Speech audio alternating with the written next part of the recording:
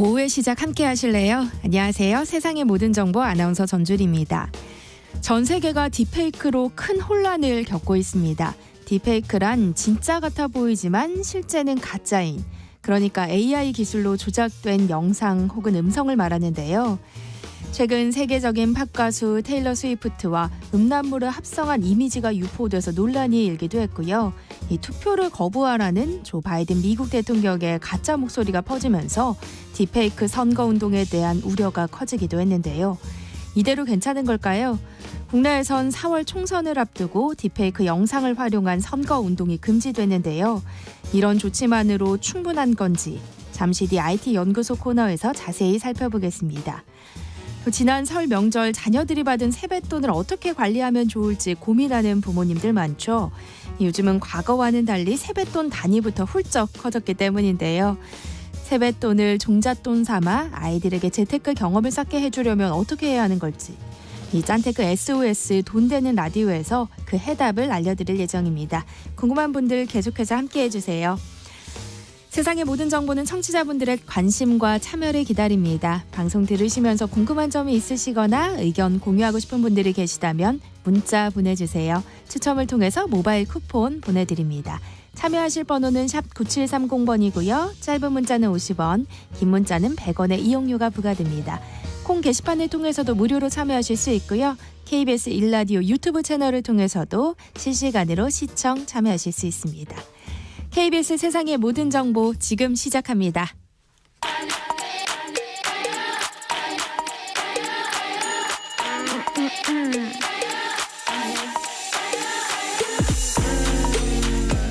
혹시 뉴스바 들으셨나요? 한낮에 전해진 소식들 꼼꼼히 정리해드리겠습니다.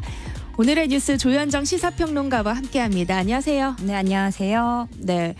정부의 의대 정원 확대에 반발하고 있는 전공의 단체가 이 밤샘 토론 끝에 비상대책위원회 체제로 전환하겠다고 발표했는데요. 네. 다행히 집단 행동 계획은 나오지 않았어요. 네, 어제 4시간가량에 걸친 총회를 갖고 대응 방안을 논의를 했는데, 여기가 전공의들하고 의대생들 포함된 곳이거든요. 인턴, 레지던트 다 들어가 있고요.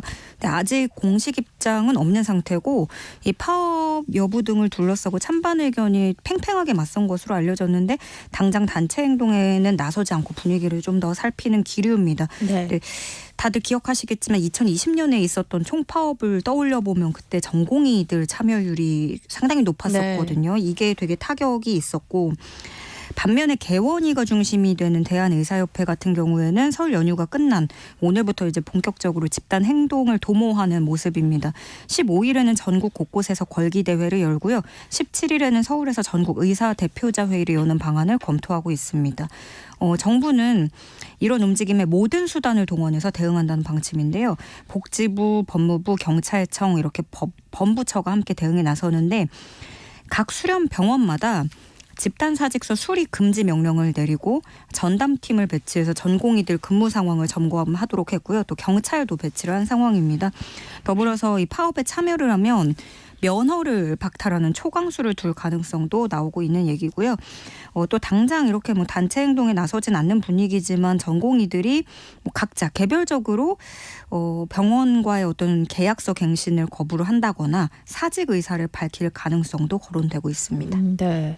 보건복지부도 직접 입장을 냈죠? 네. 집단 행동 표명이 없어서 다행이다 라면서 환자 곁을 지키는 결단을 내려달라 당부했습니다. 의료계 주장에 대해서는 조목조목 반박을 하면서 계획대로 의대 정원을 늘려나가겠다는 의지를 재확인하기도 했는데요. 처음 이제 의사단체에서 주장하고 있는 우려의 목소리, 한 가지는 선거용이 아니냐 이런 건데, 그거에 대해서는 이거는 오직 국민보건을 위한 정책적 결정이었고 4월 전에 학교별 배정을 확정할 수 있도록 교육부와 협의를 해서 신속히 이행하겠다라고 설명했습니다. 두 번째로는 이 개혁이 의사 죽이기 또는 노예화를 만드는 것이다라는 건데, 이것에 대해서 복지부는 필수 의료에 종사하는 의사들에게 합당한 보상을 하고 또 사법적인 부담은 덜어서 의사들이 소신껏 진료할 수 있게끔 환경을 조성하는 정책이라고 설명을 했고요. 세 번째로는 과도한 증원 규모, 의사 숫자 이렇게 많이 늘릴 필요가 없다. 오히려 부작용이 날 것이다라는 주장인 건데, 여기에 대해서는 19년 동안이나 증언이 없었던 걸 감안을 하면 결코 많은 수준이 아니고 너무 많이 늘리는 게 아니라 너무 늦은 것이다. 이렇게 반박을 했고요. 마지막으로는 건보 재정이 파탄날 수 있다라는 주장에 대해서는 국민 건강과 생명 위협보다 더 큰 지출은 없을 것이다 라고 반박을 하면서 이런 건보 재정을 안정적으로 운영하겠다고 하나하나씩 또 설명을 했습니다. 네. 사실 대통령실도 의사들의 단체 행동은 명분이 없다면서 물러서지 않겠다는 뜻을 거듭 밝혀왔잖아요. 네, 맞습니다. 의대 정원 늘리자는 논의가 사실 뭐 정권 차원을 떠나서 지속적으로 이루어진 것들이기 때문에 의사들도 여기에 대승적으로 협조를 해야 된다 촉구를 했고요. 지난 40년 동안 변호사는 10배 늘었는데 의사 수는 3배 늘었다는 겁니다. 또 소득이 증가할수록 전문직에 있는 사람들 숫자는 늘어나기 마련인데 의사는 그렇지 못했다. 너무나 동결이 됐다는 거고 2,000명 늘리는 것도 부족하다는 게 대통령실의 입장인 것으로 알려졌습니다. 그리고 또 다른 의료계 핵심 구성원들이 있죠. 뭐 간호사라든가 이렇게 간호사가 주축이 된 전국 보건의료산업 노동조합도 의사단체 움직임에 대해서 정당성이 없다면서 계획을 철회하라고 요구하고 나섰습니다. 여기 조합원 수가 8만 3천여 명에 이르고요. 보건노조는 의대 정원 확대라는 이 이슈는 의사단체만이 결정권을 가진 의사들만의 전유물이 아니라 의사단체를 뺀 모든 국민이 찬성하는 국가적 과제라는 입장을 갖고 있고요. 그러면서 이 환자를 살려야 되는 의사들이 의대 정원 확대에 반대를 해서 환자 곁을 떠나겠다는 건 상식적이지도 않고 합리적이지도 않고 이런 집단 행동은 정당성도 명분도 없다. 계획을 철회하고 사회적 대화에 나서야 된다 촉구했습니다. 네. 화제를 좀 바꿔볼까요? 총선을 앞두고 정치권은 그 어느 때보다 이 설 민심에 귀를 기울였을 텐데요. 이번에도 설 민심에 대한 여야의 평가는 엇갈리는 분위기네요. 네, 그 설 연휴 전부터 이 민심을 얻기 위한 정치권의 호소가 이어졌는데요. 여당은 더불어민주당이 입법 독주를 하고 있다. 그러니까 여소야대 상황에서 뭐 법안마다 발목 잡기 한다라면서 공격을 하고 나섰고요. 야권에서는 이 김건희 여사 명품백 수수 해명에 대한 분노와 함께 정권 심판론을 더 키워가는 모습입니다. 네, 이 김건희 여사 명품백 논란에 대해서는 여당 안에서도 그 어느 지역을 기반으로 하고 있는지에 따라서 좀 시각이 다른 것으로 보여요. 예를 들어서 뭐 TK 대구 경북 현역 의원 같은 경우에는 신년 대담을 긍정적으로 생각하고 있다라고 평가를 하기도 하고 반대로 수도권 예비 후보자들은 대담 이후의 민심이 좋지 않다, 우려가 된다 이런 평가를 내놓기도 했습니다. 네. 윤석열 대통령은 참모진으로부터 설 연휴 민심을 보고받고 이 민생 중심의 국정 운영을 강조한 것으로 알려지고 있죠. 네. 대통령실 김수경 대변인이 앞으로 민생 중심의 국정 운영에 더 힘쏟을 것을 윤 대통령이 지시했다라고 밝혔는데요. 설 연휴 이후에 윤 대통령 첫 공식 일정도 11번째 민생 토론회로 계획을 하고 있습니다. 주제는 어디서나 살기 좋은 지방시대라고 하는데 아무래도 뭐 지역균형 발전을 강조하기 위한 내용이겠죠. 근데 그동안 민생 토론회를 주로 수도권에서 열었다면 이번에는 비수도권 지역으로 향하는 건데 네. 이에 대해서 대통령실은 당초에 뭐 수도권, 비수도권으로 이렇게 나눠서 가리는 건 아니었고 비수도권 지역에서도 국민 의견을 경청할 필요가 있다라는 수요가 나와서 그에 따른 것이다 설명을 했습니다. 다만 이제 일각에서는 이 민생 토론회가 이제 대통령의 어떤 선거운동으로 변질되고 있다는 지적도 꾸준하게 제기되는 중입니다. 네. 4월 총선이 이제 50여일 앞으로 다가왔는데요. 시대 정신이 화두로 떠올랐어요. 네. 방금 말씀드린 입법 독주냐. 정권 심판이냐 이렇게 볼 수 있고요. 또 하나는 운동권 청산이냐 친일파 논리냐 이건데요. 한동훈 비대위원장이 줄곧 민주당의 86세대를 겨냥하면서 운동권 청산 프레임을 확대하려고 노력을 해왔잖아요. 네. 이에 대해서 민주당이 이번에 독립운동가를 폄하한 친일파의 논리다 하고 맞서고 나섰습니다. 민주당 홍익표 원내대표가 그 광복 이후 친일파들이 득세하려고 내세운 논리와 같다고 얘기를 했는데요. 그러자 한동훈 위원장은 독립운동가를 모욕하는 표현이다. 이렇게 반격을 하기도 했습니다. 독립운동 이야기 나온 김에 이거하고 좀 맞물리는 얘기를 더 해보자면 지금 여당에서 일고 있는 그 영화 관람 릴레이, 그 인증 릴레이가 또 붐을 일고 있거든요. 네.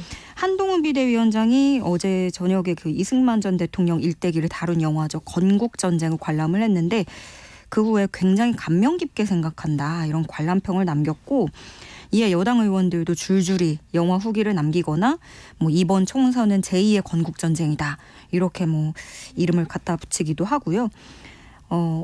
김영식, 박수영 의원에 이어서 뭐 나경원 전 의원도 오세훈 서울시장도 이렇게 되게 많은 인물들이 지금 여기 인증 릴레이에 참여를 하고 있습니다.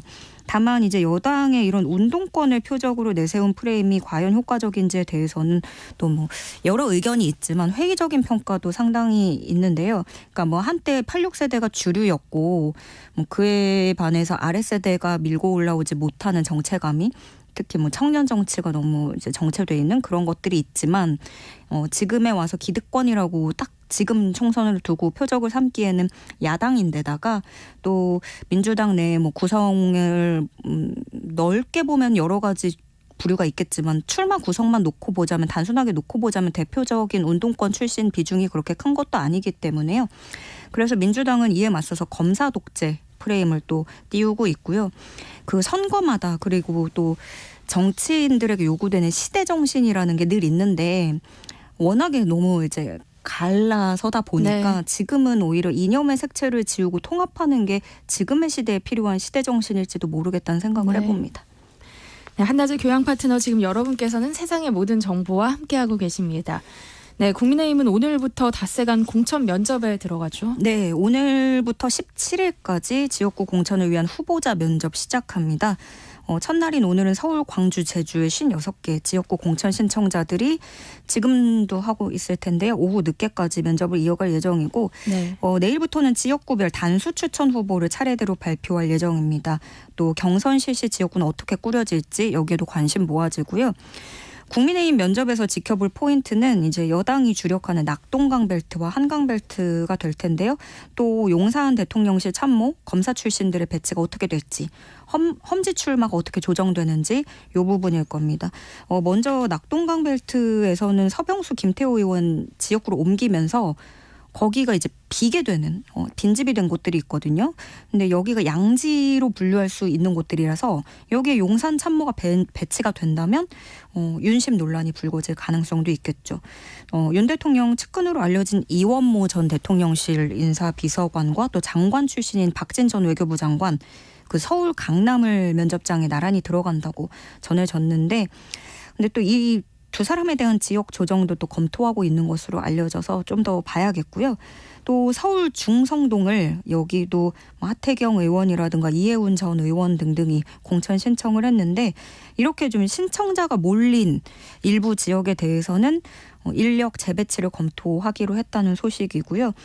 국민의힘 공관위는 오늘 면접이 끝나면 구체적인 재배치 지역을 두고 논의할 방침입니다. 또 인요한 전 혁신위원장 총선 차출도 고려하고 있다고 얘기가 나오고 좀 더 설득을 하는 모습인데 일단 인요한 전 위원장은 부정적인 입장을 피력한 상태입니다. 네.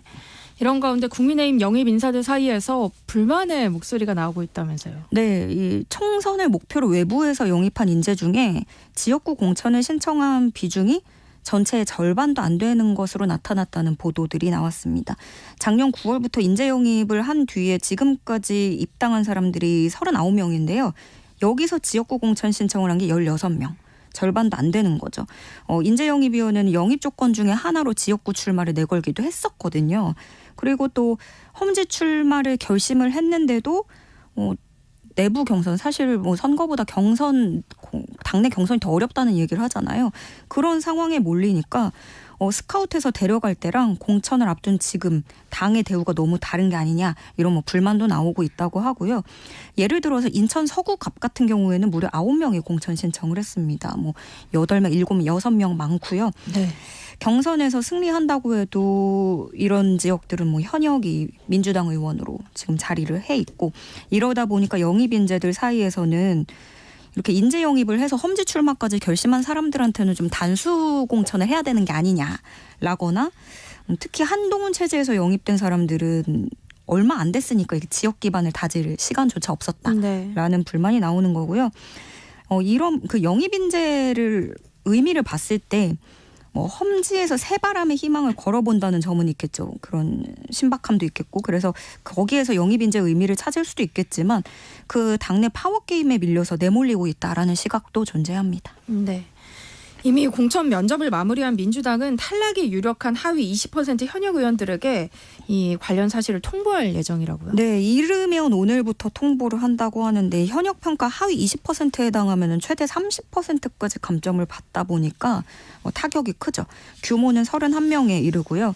민주당에서 볼 만한 포인트는 비명계가 얼마나 포함될지 또 친문이 얼마나 들어갈지 이겁니다. 그 중심에 있는 건 단연 임종석 전 대통령 비서실장인데 임 전 실장이 도전장을 낸 서울 중성동갑은 전략공천 지역이라서요. 이 공관위 발표에 눈귀가 쏠립니다. 쳐낼지 데려갈지 이건데 이른바 문명 갈등, 문재인 전 대통령과 이재명 대표 갈등이 점화가 되면서 이재명 대표와 지도부는 수습에 나서는 모습입니다. 이재명 대표는 계파를 가르고 출신을 따질 여유 없다. 친명 비명 나누는 건 소명을 외면하는 죄악이다. 이렇게 단합을 강조하기도 했고요. 임종석 전 실장도 그 바로 다음 날에 그 원칙을 강조한 이재명 대표의 호소에 깊이 공감한다. 매 순간 당의 단결을 위해 노력하고 오직 국민의 승리만 보고 가겠다라고 밝혔습니다. 아무래도 총선 직전에 또 계파 갈등 불거지는 거에 대한 부담이 단합의 목소리를 키우고는 있는데 또 한편으로는 임 전 실장 출마 자체가 어떤 상징성을 갖고 있어서 전 정권 책임론에서 민주당이 벗어나지 못할 거란 우려도 나오고 있습니다. 네. 조국 전 법무부 장관이 오늘 오후 이 고향인 부산에서 기자회견을 열고 총선 출마에 대한 입장을 밝힐 것으로 알려졌어요. 네, 연휴 사이에는 봉화마을로 가서 노무현 전 대통령 묘역 참배하고 또 경남 평산마을에서 문재인 전 대통령하고 만났는데요. 조국 전 장관은 윤석열 검찰 독재를 심판하는데 미력이 남아 힘을 보태겠다. 다른 방법이 없다면 신당 창당을 통해서라도 총선 승리에 헌신하겠다. 그러니까 이 얘기는 출마를 하거나 그거 안 되면 창당하거나 이건데요. 문 전 대통령도 민주당 안에서 함께할 수 있다면 좋겠지만 그게 어렵다면 신당을 창당하는 불가피성을 이해한다라고 답한 것으로 전해졌고요. 오늘은 고향인 부산에서 구체적인 입장을 밝힙니다. 네, 민주당의 고심은 깊어질 수밖에 없겠어요. 이러지도 저러지도 못하는 형국이죠. 일단은 민주당 지도부는 좀 조국 전 장관 행보에 거리를 두는 모습이고 민주당으로선 특히나 이 중도층 이탈에 우려가 나올 수밖에 없는 건데요. 한동훈 위원장도 조국 전 장관이 신당 창당 시사한 부분에 대해서 법정 구속이 될까 봐 그런 거 아니냐 이렇게 저격하기도 했고요. 민주당이 조국을 끌어안는 순간 국민의힘이 내세우는 그런 86 기득권 청산론이 더 주요해질 수 있는 거죠.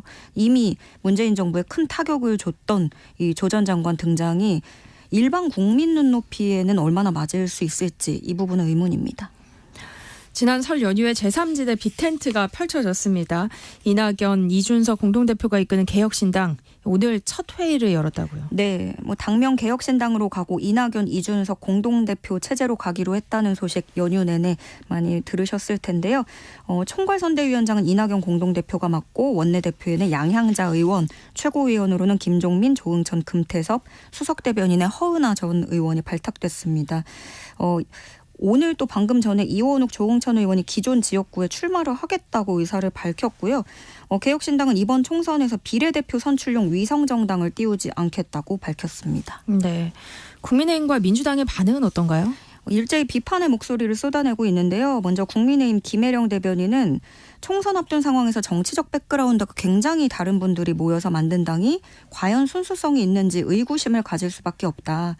민주당은 또 이낙연 전 총리를 비롯해서 원칙과 상식이었던 그런 탈당파들 이게 합당이라기보다는 이준석에게 흡수된 것이다. 이렇게 평가절하를 하고 있고요.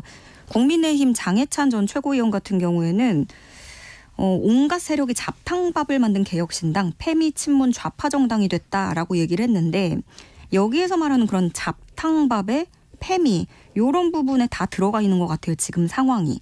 왜냐하면 개혁신당 홈페이지에 일부 지지자들이 탈당 인증을 이어가고 있거든요.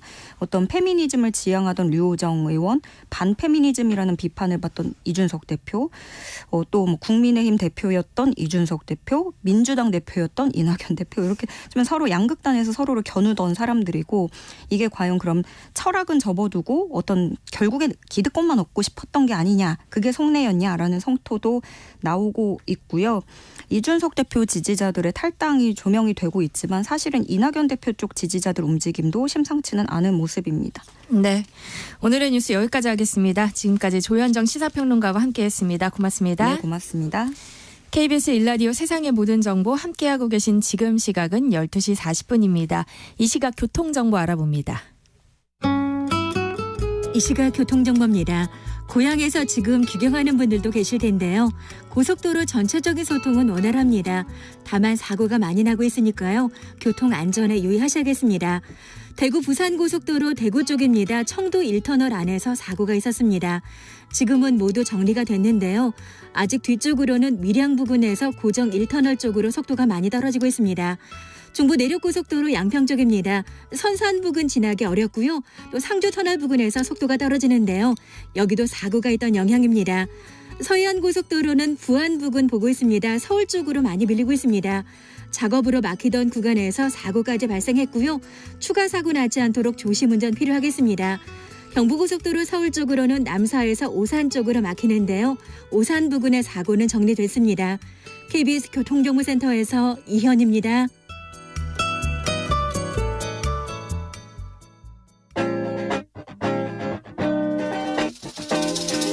세상의 모든 정보를 당신의 귓거로 특급 배송해드립니다. 세상의 모든 정보.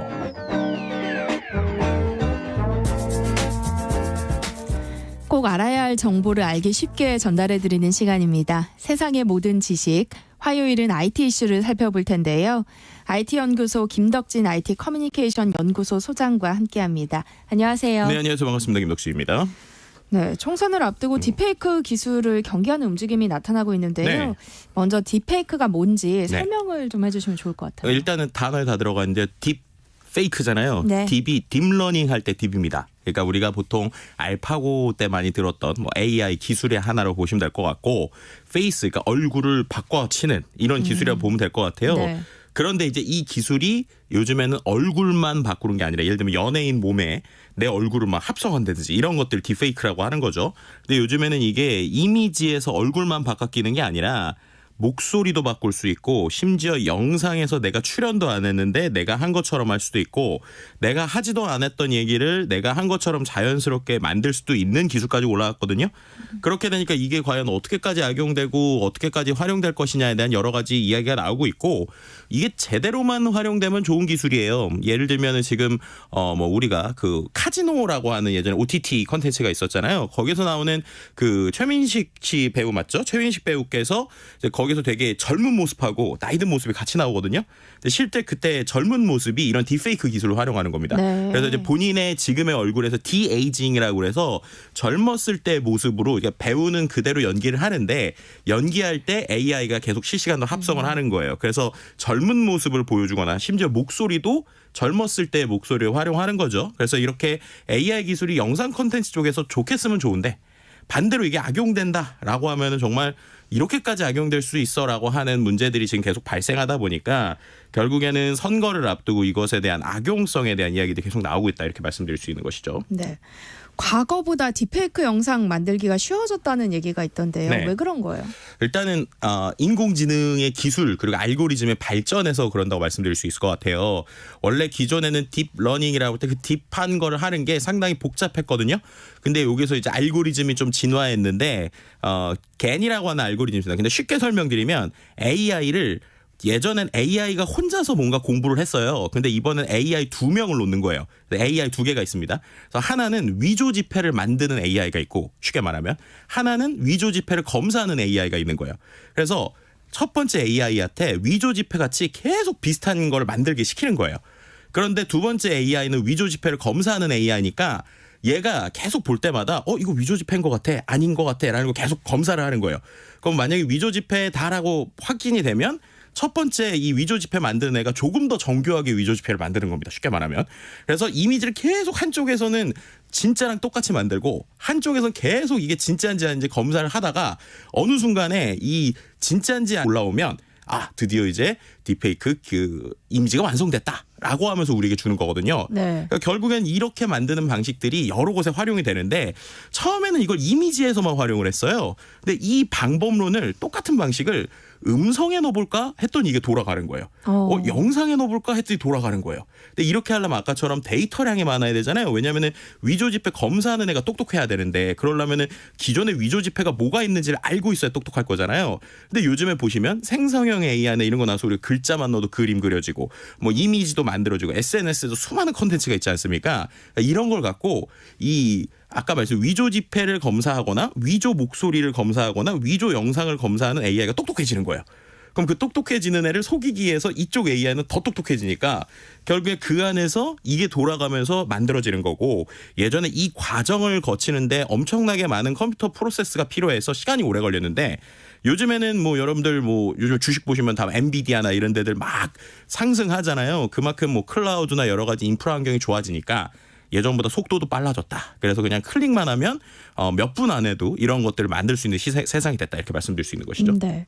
실제 미국에서는 선거를 앞두고 딥페이크 문제가 불거졌습니다. 네. 미 정부가 수사에 나섰어요. 네, 맞습니다. 목소리까지도 조작한다는 건데요. 미국 공화당 대선 후보 경선의 두 번째 관문이었던 지난 1월 23일에 뉴햄프셔주에서 예비 선거죠. 프라이머리를 앞두고 나서 조 바이든 대통령을 사칭해서 해당 경선에 불참할 것을 권하는 딥페이크 음성이 쉽게 말하면 ARS, 이게 자동 전화로 간 거예요. 그래서 자동 전화를 딱 들었더니 갑자기 사람들이 바이든 대통령 목소리처럼 들리는 사람이 지금 이 선거에 참여하지 마라. 뭐 예를 들면은 뭐 이런 것들에 대해서 이제 못하게 하는 거죠. 예를 들면은 심지어 거기서 뭐 예비 선거에 투표하는 건 도널드 트럼프 전 대통령을 돕는 거다.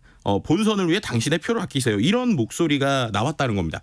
그러니까 이렇게 됐더니 이제 본인들 이제 어떻게 보면은 이제 조 바이든 측에서는 우리는 그런 거 한 적 없다라고 얘기를 했고요. 근데 실제로 이런 경선 불참을 독려하는 전화 때문에 일종의 미 대선판에서의 영향을 미친 것이 아니냐라는 얘기가 나오고 있고 심지어 이게 뭐 한쪽에서는 트럼프 캠프가 오히려 배후 아니냐 뭐 이런 얘기들이 나오는 뭐 이런 수많은 정치 공학들이 결국 이 기술 안에서 돌아가고 있는 현상을 우리가 지금 발견할 수 있는 상황이라고 보시면 될 것 같고요. 그 외에 또 최근에 이슈가 됐던 게 유명 팝스타죠. 테일러 스위프트의 얼굴 사진이 합성된 음란 이미지가 SNS에 유포됐는데 이것 역시도 정치적 이슈와 맞물리면서 상당히 요즘 뜨거운 화두가 되고 있다 이렇게 말씀드릴 수 있을 것 같습니다. 네, 그 조 바이든 대통령 목소리를 굉장히 똑같이 따라 해냈더라고요. 네. 근데 이렇게 그럴듯한 음성을 만들어내는데 오랜 시간이 걸리는 게 아니라고요. 네, 제가 그래서 여러분들에게 또 우리 전주리 아나운서에게 어떤 정도의 수준으로 왔는지를 보여드리려고 제가 이 시간을 위해서 지금 아무 말도 안 하고 참고 있었습니다. 네. 전주리 아나운서가 저에게 하고 싶다는 말이 있다고 따로 연락을 하셔서 제가 받았거든요. 뭐라고 하는지 한번 들어볼까요? 네. 네. 들어볼까요? 김덕진 소장님, 설을 지나고 보니까 더 잘생겨지셨네요. 정우성 씨 같은데요. 제가 이런 말을 할 일이 없겠죠? 실은 이 목소리는 전주리 아나운서가 실제로 이야기하는 게 아닙니다. 전주리 아나운서의 유튜브 영상 속 목소리로 김덕진 소장님이 인공지능 도구를 사용해서 단 3분 만에 만든 목소리입니다. 어떠신가요? 비슷한가요? 네. 아우, 이렇게 칭찬을 해주시니 너무 감사드립니다. 저 지금 소름 돋았어요. 와. 이런 목소리 지금 처음 듣는 것 같아요. 방송 전에. 지금 이 정도까지 놀라신 이 정도의 목소리 제가 처음 듣는 것 같습니다. 어떡해요. 어떻게 이게 가능해요? 네, 목소리가 막 지금 평상시에 톤이 전혀 유지가 안 되시는데 네. 이만큼 사람들이 자기 목소리를 놀라요. 근데 제가 이거 말씀드리니까 네. 이게 제가 어떻게 한 거냐면요. 네. 우리 세상의 모든 정보가 유튜브 라이브 나가잖아요. 네. 그리고 나서 이제 다시 보기 있잖아요. 거기에서 전주리 아나운서가 한 멘트 딱 1분 50초만 제가 잘랐어요. 그러니까 막 긴 것도 아니에요. 그 네. 유튜브에서 이게 얘기하시는 뭐 클로징 멘트 하시는 1분 50초만 잘라서 네. 그거를 특정 서비스에서 학습을 시킨 겁니다. 그러면 한 3분에서 4분 정도 되면 이제 이게 완성이 되는데 2분 정도 걸리고요.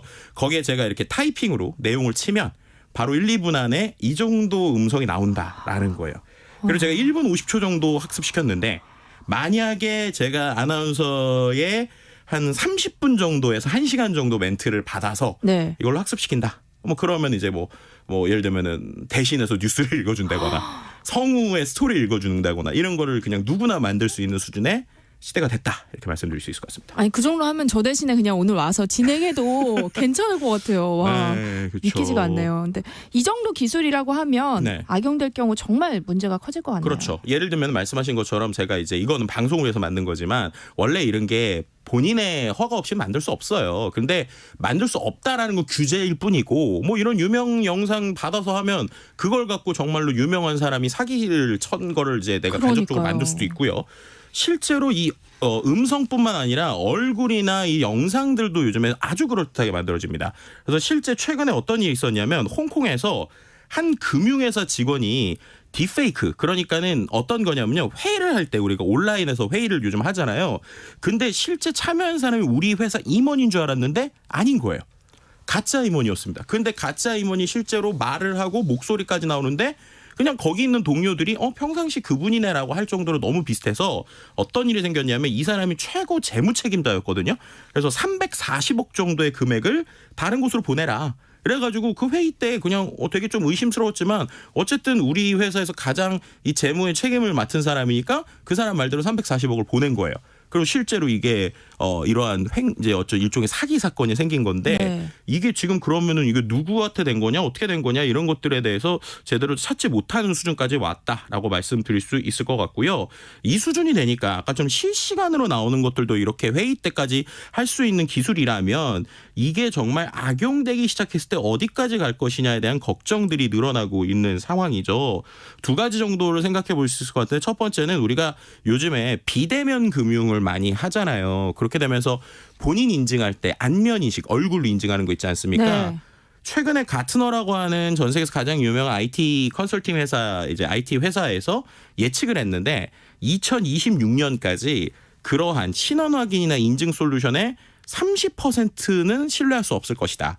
즉 이러한 딥페이크 기술이 나의 계좌를 뚫을 수도 있다. 뭐 이렇게 지금 얘기 나오고 있는 것이고요. 두 번째는 말씀드린 대로 이런 것들이 많아지게 되면 정치적으로도 상당히 큰 문제가 발생할 수 있죠. 근데 이것도 두 가지 문제가 있어요. 첫 번째는 이런 딥페이크 자체가 악용되는 문제가 있고요. 두 번째는 이런 게 너무 많아지고 흔해지잖아요. 그러면 역으로 정치인들이 이걸 악용할 수 있습니다. 예를 들면 실제로 일어난 일인데 그거를 나는 내가 한 거 아니다. 딥페이크다.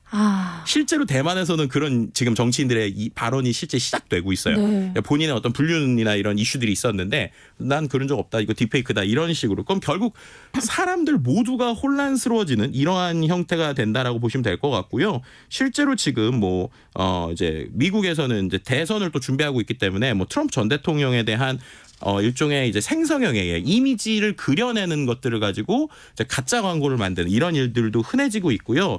결국에는 이러한 것들이 미국 대선이 다가올수록 빨리 법안을 만들든 뭔가 문제를 해결해야 되는 거 아니냐라고 하는 얘기들이 좀 나오고 있는 상황입니다. 네.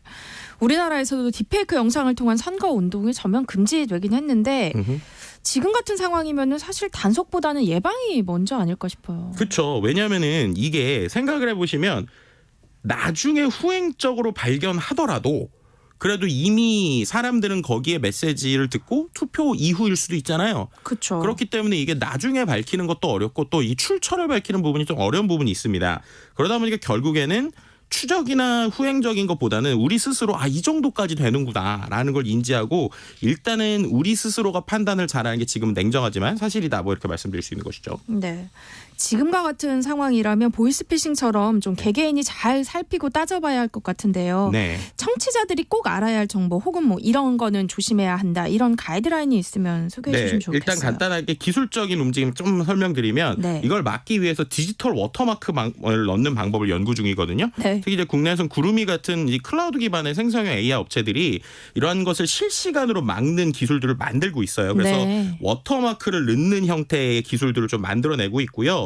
하지만 이번 총선 같은 경우에는 이제 조금 시간이 가까워왔잖아요. 네. 결국 내가 좀 인지해야 될 거는 첫 번째는 어떤 영상이나 음성을 보더라도 바로 누구라고 결론을 내리지 마시고 두 번째는 영상의 출처나 음성의 출처를 찾아보고 세 번째는 내가 들은 게 다른 곳에도 있는지를 검색을 해보는 게 중요해요. 네. 그리고 나서 뭔가 공유를 하더라도 해야 되고 만약에 영상이라면 화자의 입모양, 그러니까 말하는 사람의 입모양을 좀 천천히 보시고 그다음에 한 번 더 이게 만약에 100% 속도라면 조금 천천히 보면서 어색한 부분이 있는지 확인해 보시는 게 제일 중요할 것 같고요. 또 언론에서도 속보 경쟁보다는 좀 정확한 출처를 분석하는 것들이 중요하다. 이렇게 같이 말씀드릴 수 있을 것 같습니다. 네.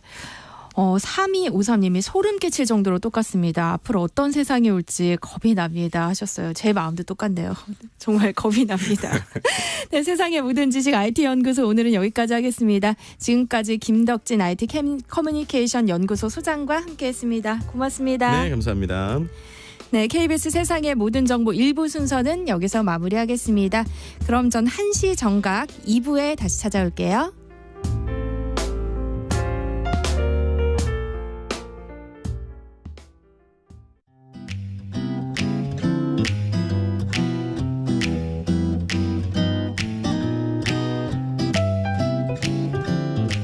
안녕하세요. 바른말 고운말입니다. 말을 순발력 있게 잘하는 사람이 있는가 하면 좀 어눌하게 하는 사람도 있죠. 말을 기운차게 거침없이 하는 사람을 두고 입심이 좋다 또는 입심이 세다 같이 표현하는데요. 입심은 기운차게 거침없이 말하는 힘을 뜻합니다. 또 말빨이라는 표현도 많이 쓰는데요. 말빨은 듣는 사람으로 하여금 그 말을 따르게 할 수 있는 말의 힘을 뜻합니다.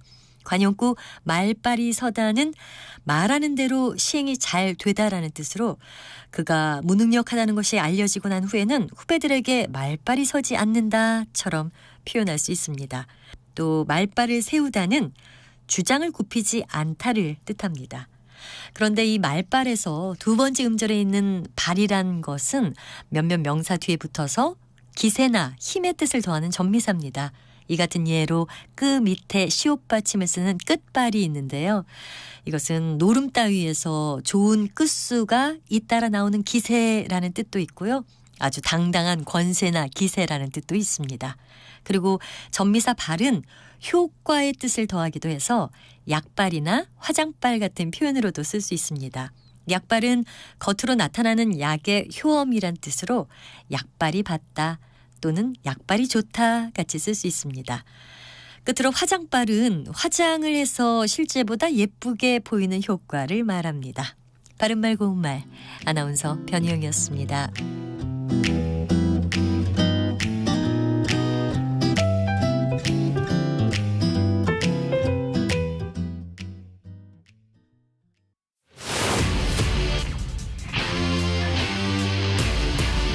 토론에 정답은 없습니다.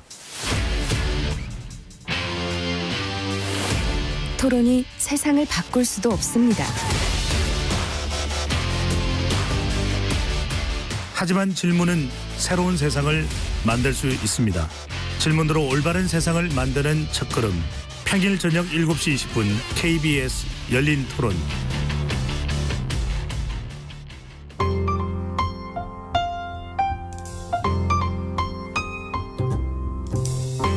어떤 하루 보내고 계신가요? 눈코 뜰 새 없이 바쁘게 지나가는 한 주. 월요일부터 금요일, 매일 밤 10시부터 12시까지는 오롯이 당신만을 위한 시간입니다.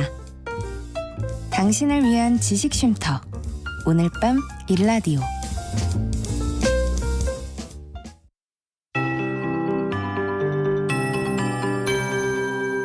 KBS 58분 날씨.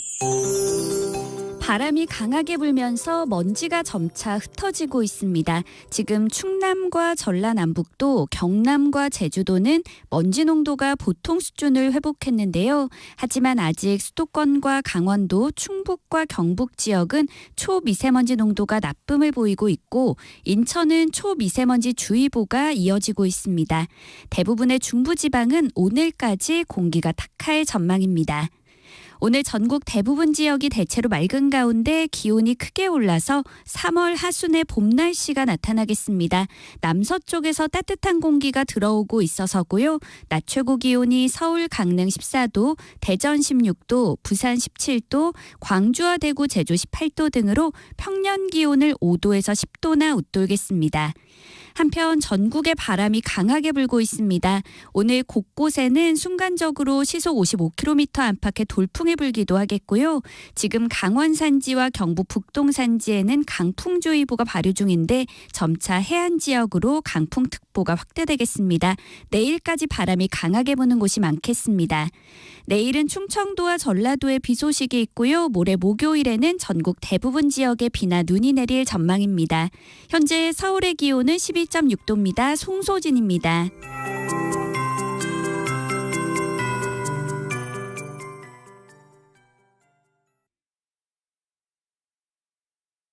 정성을 다하는 국민의 방송 KBS가 한시를 알려드립니다. AM 711kHz, FM 97.3MHz, KBS 1라디오입니다. HLKA.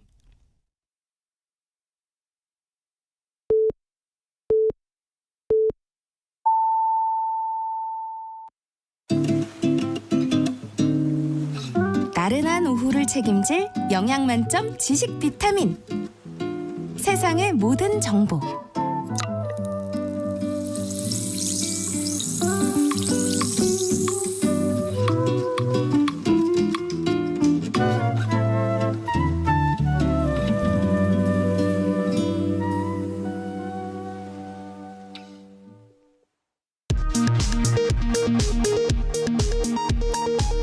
이 시각 라디오 정보센터 뉴스입니다.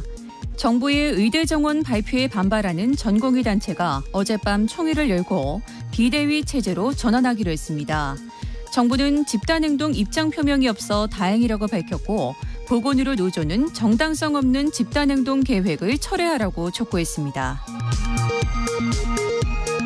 한동훈 국민의힘 비상대책위원장은 독립운동가들이 돈봉투를 돌리고 재벌한테 뒷돈 받고 룸살롱 가서 여성 동료에게 욕설을 했냐면서 민주당이 국뽕정치를 위해 친일파대 독립운동 이미지를 사용한다고 비판했습니다. 홍익표 더불어민주당 원내대표는 돈봉투 주고받고 룸살롱 드나들고 쌍욕 잘하는 기준으로 보면 윤석열 대통령과 한동훈 국민의힘 비대위원장을 포함한 정치 검사들이 청산 대상 1순위라고 비판했습니다. 배달라이더 노동조합 라이더 유니온은 음주운전을 하다가 오토바이 배달기사를 숨지게 한 20대 유명 여성 DJ 안모 씨에 대한 엄벌 탄원서 1,500장을 서울중앙지검에 제출했습니다. 지금까지 라디오 정보센터 뉴스 정한나였습니다.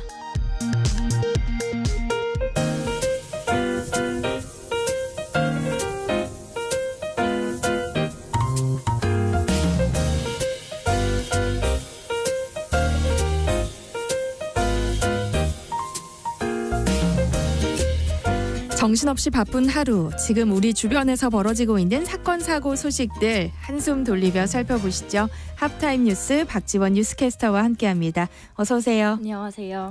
네, 설 연휴 마지막 날 새벽 이 서울 광진구 다가구 주택에서 불이 나서 주민 3명이 부상을 입었다고요. 네, 새벽 4시에서 5시 사이에 광진구 중곡동의 한 6층짜리 다가구 주택 3층에서 불이 났는데요.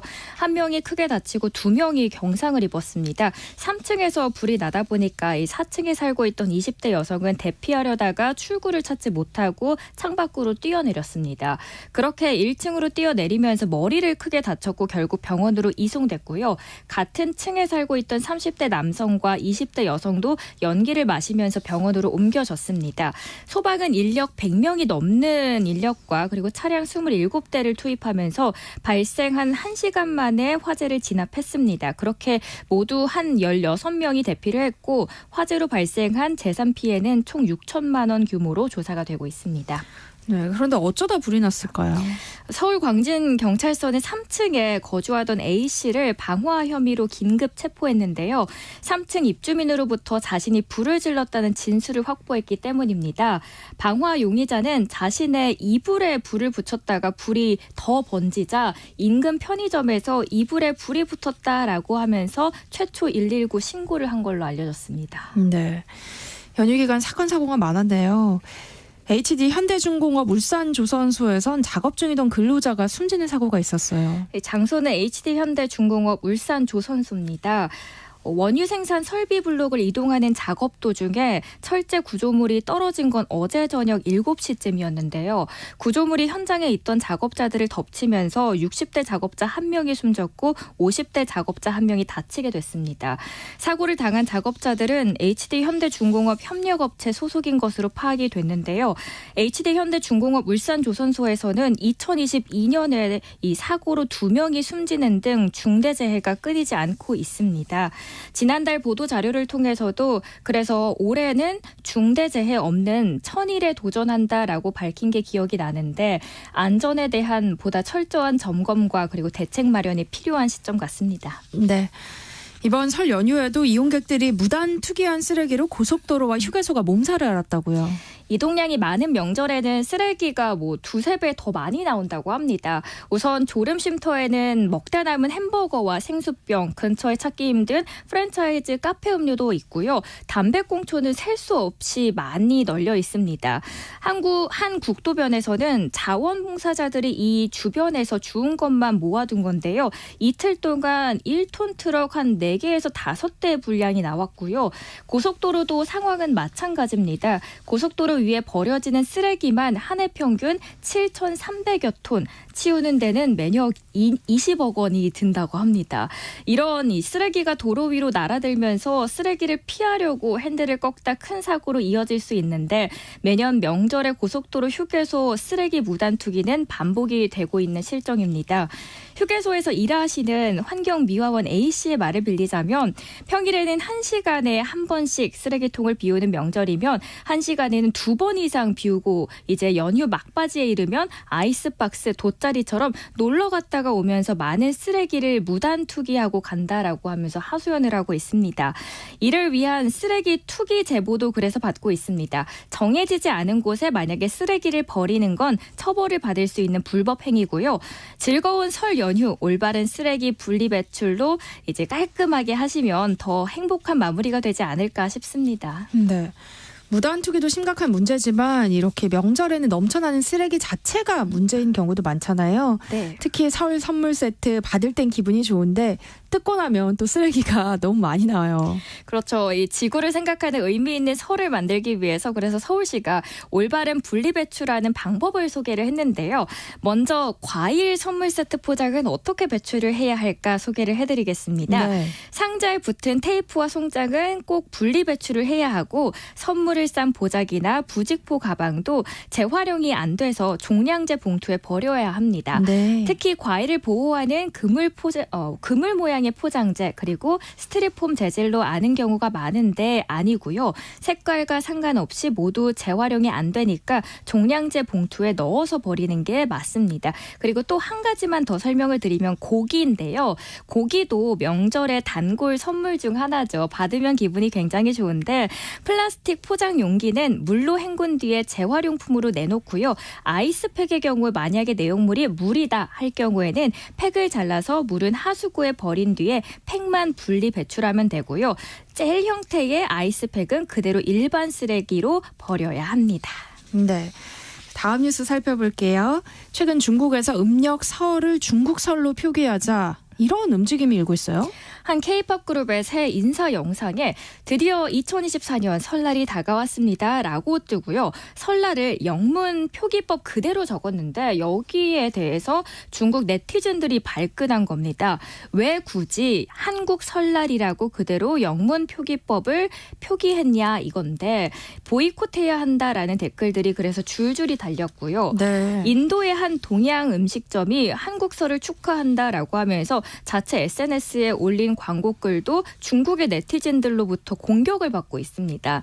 한국이 중국 설을 훔친다라는 해시태그가 달렸고 그 아래로는 중국 설을 알리자라는 댓글들이 잇따라 올라오고 있는 실정입니다.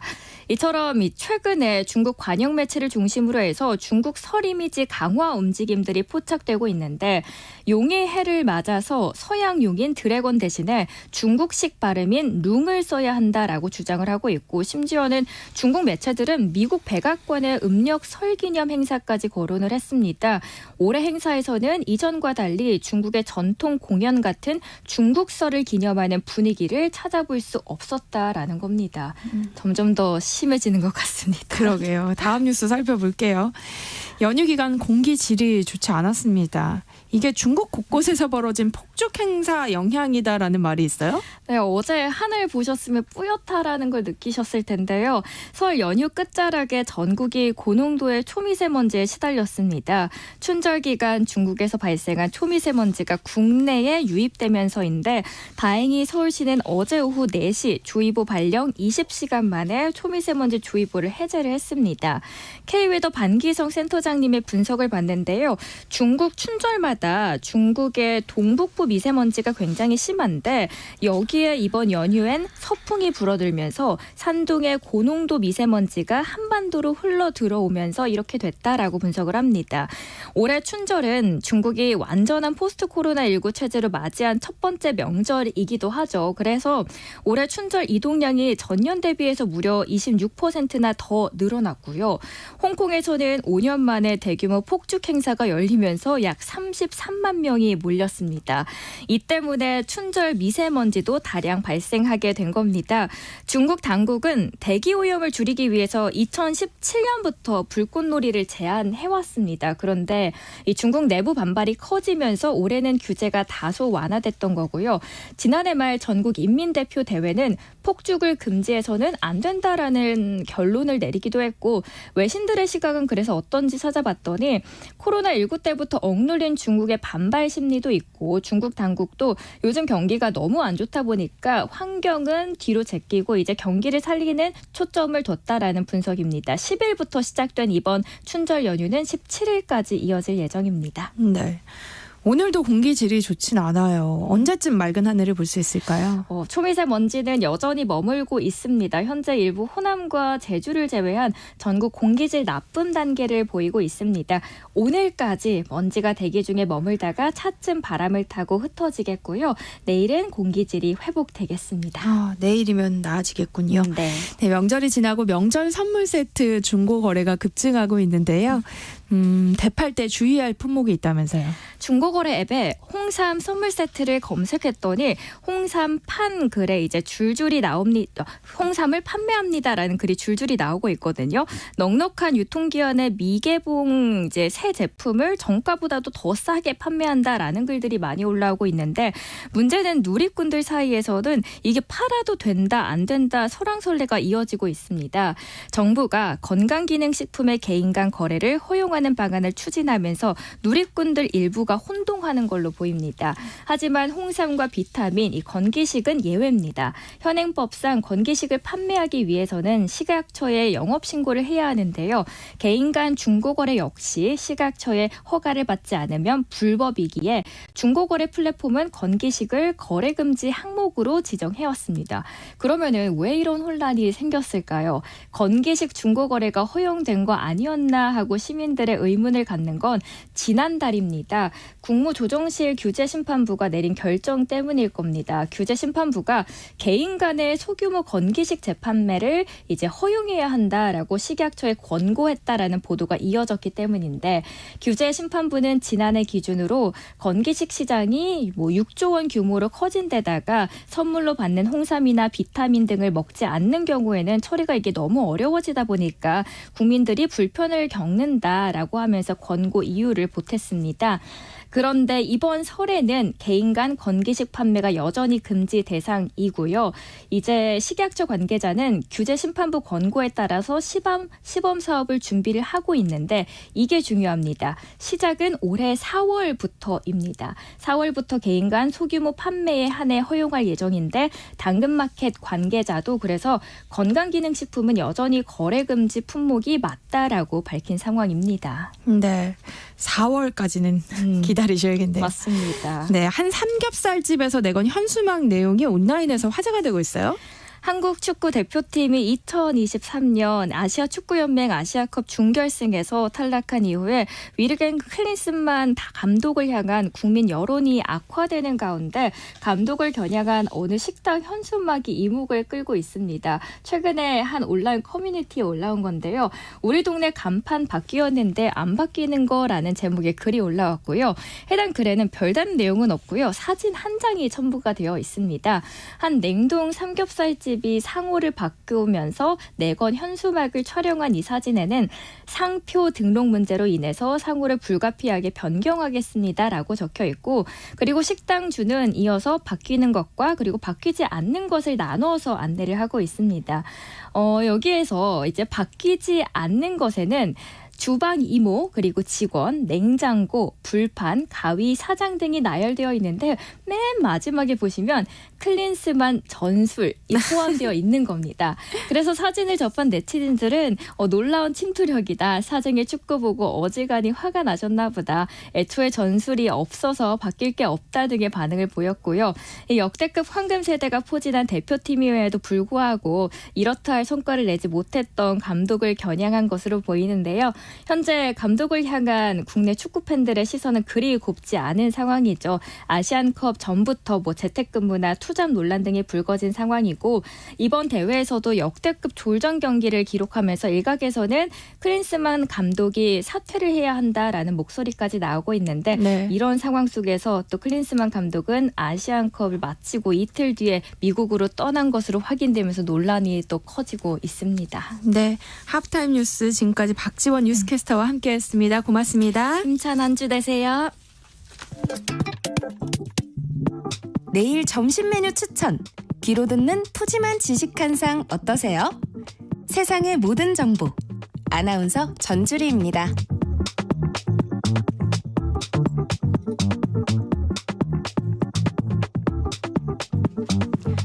허리띠를 졸라매도 벅찬 고물가 시대. 여러분 주머니 사정에 꼭 맞는 맞춤형 재테크 솔루션을 처방해드립니다. 짠테크 SOS 돈 되는 라디오 한국경제교육원 서영로 원장님과 함께하겠습니다. 안녕하세요. 안녕하세요.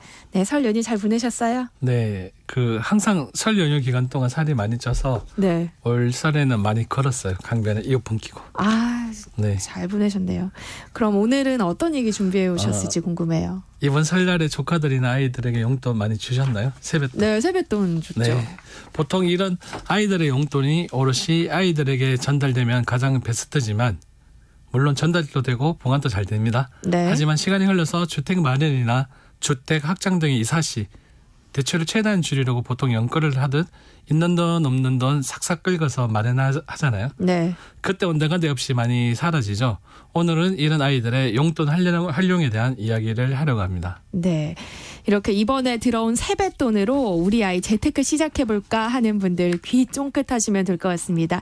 짠테크 SOS 돈 되는 라디오 서영로 원장님의 도움을 드립니다. 방송 들으면서 궁금한 점 있으시면 문자로 많이 참여해주세요. 참여하실 번호는 샵 9730번이고요. 짧은 문자는 50원, 긴 문자는 100원의 정보 이용료 있습니다. 콩 게시판 KBS 일라디오 유튜브 채널을 통해서 무료로 참여하실 수 있습니다. 많은 참여 부탁드립니다. 저희가 추첨을 통해서 모바일 커피 쿠폰 보내드립니다. 요즘 크게 재테크에 관심 없다는 분들도 아이들 명의의 이 저축 통장은 하나씩 만들더라고요. 통장 개설할 때 어떤 부분을 좀 살펴보면 좋을까요?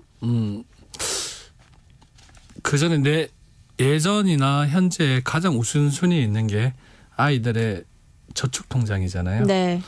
이런 자녀의 교육비 통장이나 투자 상품을 추천할 때에는 아이가 초등학생이나 미취학 아동일 때에는 대학까지 긴 시간이 꽤 깁니다. 그렇죠. 그렇기 때문에 세제 혜택이 있는지 먼저 살펴야 하고요. 네. 그리고 장기간 운영되다 보니 적립식 펀드 등의 상품으로 좀 더 수익을 낼 수 있는 형태로 준비를 해야 합니다. 또한 아이가 중고등학생일 경우에는 대학까지 얼마의 시간이 남지 않았기에 금리 상품으로 하되 우대 금리로 학생들에게 특화된 상품으로 추천을 하면 됩니다. 네. 금리 상품일 경우에는 이왕이면 높은 금리의 상품을 선택하면 될 것 같은데요. 투자 상품 같은 경우에는 어떤 상품으로 시작을 하면 좋을까요? 적립식 펀드 같은 경우에는 어린이 펀드 중에 가장 기본적인 삼성전자나 SK텔레콤, SK하이닉스, 현대차 등의 국내 대기업에 투자를 하고 아이에게 경제교육도 해주는 펀드로 아이의 경제교육과 체험을 할 수 있는 특징을 가진 펀드 등이 좋으며 어린이 펀드만의 세제 혜택은 없지만 다른 펀드보다는 운용 수수료가 낮은 상품으로 구성하시면 됩니다. 네. 또 다른 고려사항들은 없을까요? 먼저 자녀를 위한 금융 상품을 준비할 때에는 자녀에게 줄 금융 상품인지 아니면 자녀에게 쓸 금융 상품인지를 먼저 정하고 준비를 하셔야 됩니다. 그러니까 자녀에게 줄 금융 상품인지 자녀에게 쓸 금융 상품인지 이 목적에 따라서 추천 상품도 다르다는 말씀이신 것 같아요. 네. 그렇다면 자녀에게 쓸 목적으로 상품을 고른다면 어떤 게 좋아요? 자녀에게 쓸 목적으로 소개시켜드릴 상품은 네. 꿈나래 통장이라는 상품으로 자녀의 교육비를 마련하여 교육의 기회를 제공하기 위한 취지의 자산 형성 지원 상품이며 자녀 교육비 통장입니다. 네. 꿈나래 통장 같은 경우에는 가입자가 3년 또는 5년간 매월 자녀 교육비 마련을 위해 일정 금액을 저축하면 소득 수준에 따라서 동일한 금액 또는 2분의 1의 금액을 서울시와 민간 후원금으로 적립 지원하는 통장입니다. 오. 네, 즉 꿈나래 통장이란 자녀의 교육비를 마련하여 교육의 기회를 제공하고 교육적 성장을 지원하는 자산 형성 지원 사업인데 네. 통장에 가입한 후 3년 또는 5년간 매월 5만 원에서 12만 원의 금액을 저축하게 되면 저축한 금액에서 동일한 금액 또는 50% 금액을 서울시 예산과 시민 후원금으로 추가 적립하여 지원합니다. 좀 더 자세히 이야기를 하자면 네. 꿈나래 통장은 약정한 자녀 교육비 마련 목적의 저축액에 지원하는 구조인데 자녀 교육비 마련이 필요한 저소득 가구가 3년 또는 5년간 저축하면 서울시가 저축액의 50%에서 100%를 지원하여 본인 저축액의 1.5배에서 2배 이상을 받을 수 있는 통장으로 만 14세 이하 자녀를 양육하는 중위소득 80% 이하 가구를 대상으로 합니다. 또한 세자녀 이상일 가구에는 기준 중위소득 90% 이하까지 참여가 가능합니다. 그러니까 저축한 금액에서 동일한 금액 또는 50% 금액을 추가 적립해 주는 건 굉장히 큰 금액이잖아요. 네네. 그런데 누구나 가입이 가능한 건 아니죠. 네, 그렇죠. 아니면 아쉽게도 조건이 있습니다. 네. 항상 좋은 상품에는 소득 제한이라는 특이점이 있다는 걸 염두에 네. 두시고 어떤 좋은 상품이 있다면 자격 여건부터 먼저 보셔야 합니다. 꿈나래 통장 같은 경우에는 신청 자격으로는 공고일이 속한 연도에 만 14세 이하인 자녀를 둔 서울시 거주자로서 네. 공고일 기준으로 동일 가구원의 소득 인정액이 기준 중위소득 80% 이하 가구이며 단 3자녀 이상 가구의 경우에는 기준 중위소득 90% 이하인데 2024년 기준 중위소득 80% 기준으로 네. 2인 가정은 294만 6,087원이고 네. 3인 가정은 377만 1,726원이고 4인 가구는 458만 3,930원입니다. 90% 기준으로 봤을 때 4인 가구는 515만 6,922원이고 5인 가구는 602만 6,162원입니다. 신청인 기준 주민등록상 동일 세대인 부모, 배우자, 자녀, 배우자의 부모이고 배우자 및 대상 자녀는 주민등록상 세대가 분리되어 있어도 동일 가구원에 포함됩니다. 네. 나는 될 것 같은데 하시는 분들 계시면 꿈나래 통장 자세히 알아보시면 좋을 것 같고요. 그렇다면 자녀에게 직접 줄 목적이면 어떻게 준비하면 좋을까요? 상품보다는 제도를 활용하는 부분이라서 이 부분을 말씀드리겠습니다. 네. 자녀에게 직접 줄 금융 상품으로 증여라는 제도를 활용하는 방법인데요. 유태인되는 경제교육을 통해서 아이에게 돈은 절대로 한 방에 벌 수 없다는 것과 시간과 투자를 통해 장기 투자를 해야 한다고 가르쳤습니다. 또한 물가 상승률을 해치하는 법, 복리의 기본 개념을 직접 체험할 수 있게 어릴 때부터 가르친다는 이야기는 많이 들어봤을 겁니다. 네. 실제로 아이에게 물려주고 싶은 자산이나 투자 상품은 아이가 성인이 되었을 때 교육비나 결혼 비용에 맞춰 있다 보니 시간이 꽤 긴 장시간 재테크 상품입니다. 그렇겠죠. 원장님 이와 관련된 상담도 많이 하실 것 같아요. 네, 많이 합니다. 최근 상담한 분 역시 정리를 하는 게 절세의 방법이라고 주변 분들이 말씀해 주셔서 네. 몇 달 후면 성인이 되는 아이에게 5천만 원을 아이의 통장에 입금해서 정리를 할 생각으로 상담을 했습니다. 네, 그럼 그렇게 증여를 하면 되는 거 아닌가요? 그런데 큰 자산이 없는 부부가 네. 노후 부분에 대한 걱정도 되었지만 혹시나 발생할 수 있는 자녀 리스크로 인해 힘들어질까 봐 사전 정렬을 하겠다고 부부는 마음을 먹었는데 네. 그때부터 그 다음에 어떤 식으로 해야 할지 몰랐습니다. 남들은 자녀 명의로 해외 주식인 테슬라, 애플, 엔비디아 등에 투자를 했다는 이들도 있고 네. 미국 S&P 500이나 QQQ 등 여러 군데 투자했다는 이들도 있는데 그들을 쫓아서 무작정 투자하는 건 아닌 것 같지만 내 집 마련과 얼마 없는 여윳돈으로 갭 투자 등 부동산 재테크 투자 빼고는 해본 적이 없어서 걱정도 되고 정유 아이만큼은 꼭 경제적 경험을 체감하면서 앞으로의 시기에 재테크를 잘해나가며 세상을 살았으면 해서 상담을 했습니다. 네. 이처럼 아직까지는 우리나라의 아이들이 경제 교육이라든지 돈에 대한 관리는 국가 위상보다는 약한 것 맞습니다. 그러다 보니 이런 자녀의 정여 주체자가 수증인인 자녀이기보다는 정여자인 부모에 의해서 자녀 포트폴리오가 결정되는 경우가 많은데 부모의 투자 경험에 의해서 성공적인 수익을 가져다 줬던 투자 대상에 대한 정여를 가장 많이 합니다. 만약에 부모가 주식이나 부동산 투자에 대해서 아픈 경험이 있다면 무조건적인 안정적인 포트폴리오가 구성됩니다. 또 부모가 자신은 못했지만 아이는 좀 그러지 않았으면 좋겠다라는 생각을 하면 간접 투자 상품으로 포트폴리오가 구성되고요. 투자 성공 경험이 많다면 레버리지 같은 공격적인 투자 상품도 정여자산으로 많이 활용합니다. 네. 그래도 아직까지는 은행이나 저축은행에 예적금을 활용하는 부모들이 가장 많으며 네. 추가로 자녀 명의로 주택청약 종합저축에 가입하는 고객들도 많습니다. 네. 그러면 원장님은 어떤 상품을 추천하는 편이세요? 물가 상승률을 상회하는 상품의 구성이 먼저 필요한데요. 네. 물론 안정적인 저축 베이스에 물가 상승률을 뛰어넘을 수 있는 수익 상품이라면 환상적인 포트폴리오가 되겠죠. 그런데 이렇게 큰 테두리를 정하고 나서 정렬하는 제도를 활용합니다.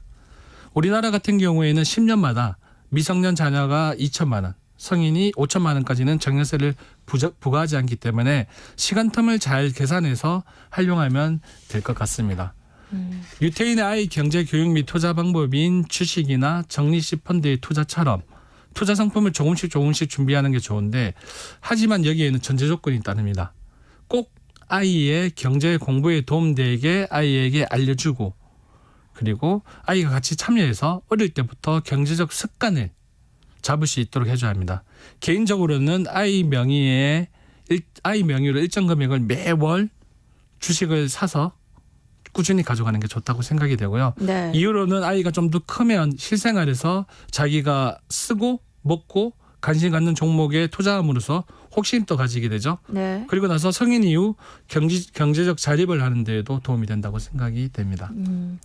한때 뭐 장이 좋아서 주식 투자 열풍이 불 때 자녀 계좌를 개설해가지고 뭐 국민주로 불리는 삼성전자 사신 분들도 참 많았잖아요. 요즘 또 많죠. 네. 종합지수가 우상향일 때 네. 우량주는 거의 오르잖아요. 네. 삼성전자 등 우량주 기업에 투자했을 경우에는 주가 지수에 대한 이득 부분 외에도 배당 이익도 챙길 수 있습니다. 또한 언젠가는 자연의 고갈, 환경에 대한 부분 등은 계속 고려되는 대상이다 보니 이에 관련된 사항들을 공부하고 정시 펀드처럼 조금씩 매수하는 방법도 좋다고 생각이 됩니다. 대표적인 게 2차 전지 같은 거죠. 네. 우리나라 같은 경우에는 또한 출산율도 분명 문제가 되고 있고 이런 부분을 주식시장에 대입을 하면 조금 더 큰 이슈로 보이지 않을까 생각됩니다. 네. 어떻게 투자하면 좋을지 얘기를 해봤는데요. 증여를 어떻게 할 것인가 이것도 중요하잖아요. 네, 맞죠. 목돈으로 정여 시 한 번에 무산 정여 한도를 뛰어넘는 금액의 정여를 하지 않고 네. 주기적으로 아이 통장에 돈을 넣는 방식으로 정여하는 경우에는 신고 시점으로 정여가 잡히기 때문에 조금 번거롭더라도 3개월에 한 번씩 신고를 해야 합니다. 참고로 국세청 홈택스에서 정여 신고 메뉴를 통해서 3개월이 지난 건에 대해서도 신고가 가능합니다. 사전 정리를 통해서 향후 정여 절세액이 더 늘어난다는 점과 네. 아이들의 경제교육에 분명 큰 도움이 된다는 점은 수익을 떠나서 굉장히 매력적입니다. 네. 또 부모들이 많이 가입하는 것 중 하나가 청약통장인데요. 네. 일찍 가입할수록 좋다고 그래서 하거든요. 맞나요? 네. 맞습니다. 아, 그래요? 아이 청약통장에 좀 얘기를 하자면 네. 보통의 경우 청약기간이 길수록 좋잖아요. 길수록 좋은데 네. 우리나라에서 미성년 자녀의 청약통장 가입 기간을 인정해 주는 기간이 지금까지는 최대 2년까지만 인정했습니다. 아, 네. 그렇기 때문에 성인 기준인 만 네. 19세의 2년 전인 17세 때부터 납입하는 게 좋았는데 네. 작년에 정부 발표를 기준으로 미성년자의 청약통장 납입 인정 기간을 기존 2년에서 5년으로 확대한다고 했습니다. 네. 원칙적으로 성년이 되는 만 19세부터 납입 기간을 인정받지만 현재는 성년이 되지 않은 17세에서 18세에 넣은 금액과 기간도 인정해주고 있는데 이를 14세 때부터 인정해주겠다는 게 정부의 방침이기에 네. 자녀가 14세가 되는 생일날 청약통장을 가입하는 건 좋다고 생각됩니다. 그렇군요. 시기가 또 앞당겨졌네요, 좀. 네. 또한 청약통장 납입을 인정해주는 금액도 늘어났는데요. 네. 기존의 납입 기간 2년에 인정 금액이 최대 240만 원이었는데 네. 이를 5년 600만 원까지 확대한다는 게 정부의 계획으로 인해서 계산을 해보면 네. 납입 인정 금액이 월 10만 원으로 계산되니 여유가 된다면 네. 오늘 14세 되기 중요합니다. 네, 14세 생일부터 청약통장에 매월 10만 원씩 꾸준히 저축하는 게 좋은데 이를 확 와닿게 이야기를 하자면 14세 생일부터 청약통장을 10만 원씩 납입을 하면 아이가 29세가 될 때 청약통장의 납입 기간은 만점이 됩니다. 네. 그렇군요. 꼭 기억해야겠네요. 14세 생일에. 네, 14세. 네. 시기만 잘 맞춘다면 뭐 아이의 청약통장 준비하는 게 좋아 보이긴 하는데요. 다른 유의할 점은 없을까요? 지난주 연금 때도 잠깐 말씀을 드렸는데 네. 상담을 하다 보면 많은 가정들이 주택 마련 및 비상자금이 필요할 때 아이의 청약통장까지 해지하는 경우를 많이 봤습니다. 네. 그렇기 때문에 조금 현명하게 전략을 짜자면 네. 아이가 14세가 되기 전까지는 비상금을 많이 모으고 14세 이후에 안전자산의 투자 상품으로 청약통장을 활용하는 것도 좋다고 생각이 됩니다. 네, 우리 아이의 첫 재테크 어떻게 시작하면 좋을지 서영로 원장님과 얘기 나눠보고 있는데요. 관련 고민 갖고 계신 분들 문자 보내주시면 서영로 원장님과 함께 상담해드리겠습니다. 그럼 여기서 노래 한 곡 듣고 올게요. 두아리파의 Don't Start Now. 네, 두아리파의 Don't Start Now 들어봤습니다. 그 사이에 많은 분들이 문자 보내주셨는데요. 7155님, 증여세 면제 한도도 있지 않나요? 알려주세요 하셨어요. 좀 전에 말씀드렸는데요. 네, 미성년 2천만 원, 성인 5천만 원이고요. 10년이 지나면 다시 또 리셋됩니다. 네. 그리고 올해부터 결혼을 하고 출산을 한다는 전제하에 1억 원이 추가 공제됩니다. 네. 7088님, 설 명절이면 크고 작은 돈을 받게 되는데요. 이 돈으로 자녀들 주택 청약 통장을 만들어 넣게 하고 있습니다. 최소 5년은 관리를 해서 넘겨주고 싶은데 청약 통장만 준비해도 괜찮을까요? 하셨어요. 이 개인적인 생각인데요. 네. 청약 통장 플러스 네. 좀 전에 한번 설명드렸듯이 그 우량주 주식들을 일정 금액을 통해서 매월 뭐 한 주든 두 주를 네. 사서 이렇게 아이들한테 넘겨주는 방법도 좋다고 생각이 됩니다. 네. 강미연님께서 지방이나 수도권은 꿈나래 통장 같은 상품이 없나요? 하셨네요. 일석하게도 네. 없습니다. 없고 지방 같은 경우에는 저소득 가정에 대해서 지원하는 디딤 씨앗 통장 같은 상품도 있고요. 네. 좀 전에 말했던 꿈나래 통장에 대해서 좀 더 말씀을 드리자면 네. 꿈나래 통장은 300명 선착순이에요. 그래서 5월 달에 공고가 이제 주민센터 등을 통해서 이제 공고가 나는데 네. 그런 공고를 잘 살펴보고 가장 빨리 지원하는 게 좋다고 이야기를 드리고 싶습니다. 네, 선착순이니까. 네, 선착순입니다. 네. 5158님, 자녀에게 증여를 하고 투자하는 방법에 대해서 자세히 알고 싶습니다. 증여를 해서 주식도 펀드 사려면 증권사 통장을 만들고 증여를 하면 되나요? 하셨어요. 증권사 통장도 있고 그 세제 혜택이 있는 ISA 통장 있죠. 네. 그런 상품을 활용하면 좋다고 생각이 됩니다. 네, 짠테크 SOS 돈 되는 라디오 오늘은 여기서 마치겠습니다. 지금까지 서영로 한국경제교육원 원장님과 함께했습니다. 고맙습니다. 네, 감사합니다.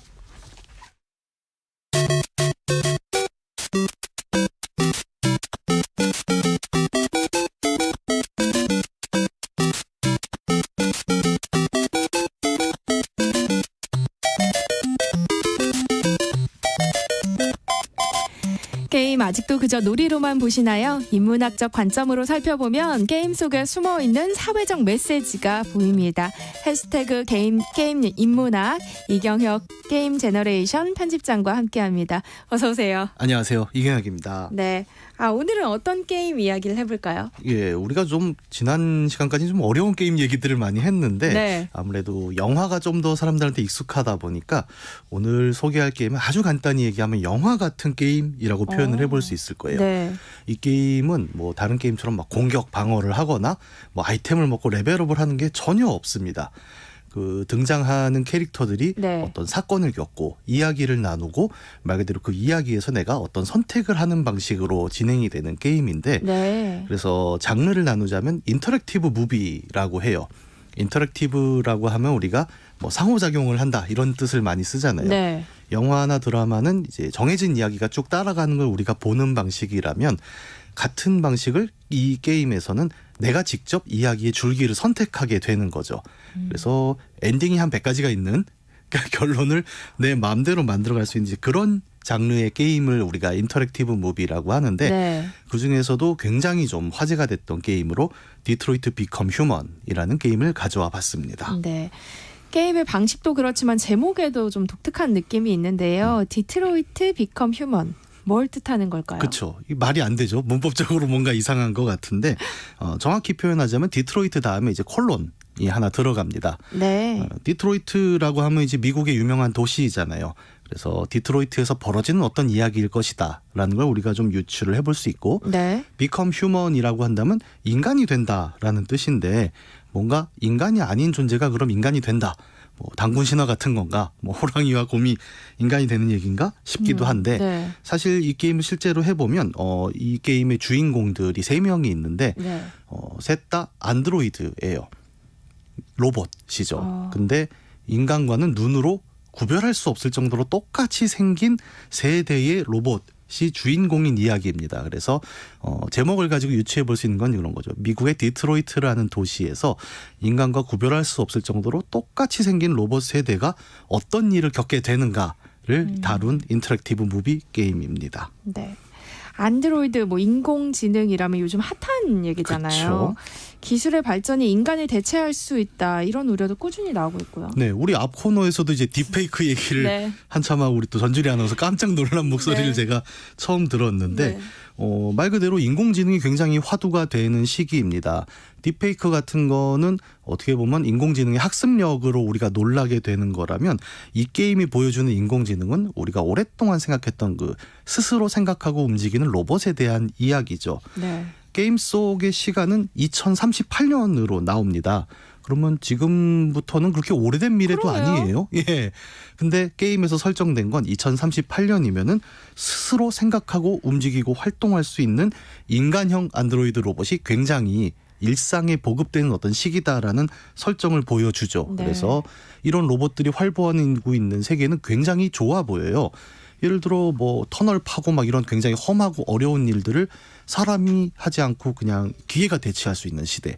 그리고 중간에 보면 이제 가사 로봇이 나옵니다. 네. 그러면 뭐 빨래도 하고 설거지도 하고 정말 뭐 일일이 버튼을 누를 필요도 없이 가서 밀린 설거지 좀 해 하면 그걸 알아서 한단 말이에요. 네.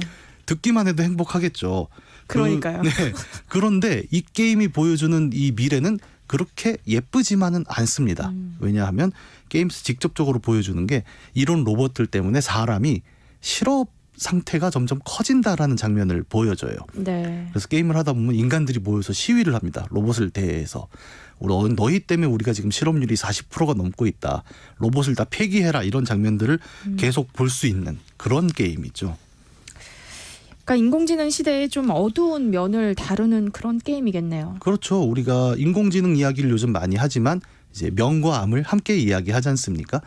인공지능이 가져오는 새로운 생산성의 시대를 예찬하면서도 동시에 뭐 굉장히 오래된 SF에서도 늘 반복된 주제예요. 그러면 네. 이들이 인간처럼 생각하고 인간처럼 행동하면 얘들한테도 인권을 줘야 되는 거야? 뭐 이런 논의들이 굉장히 많았잖아요. 그런 면과 함께 그러면 얘들이 인간의 노동을 대체하면 인간은 뭐 먹고 살아야 되지?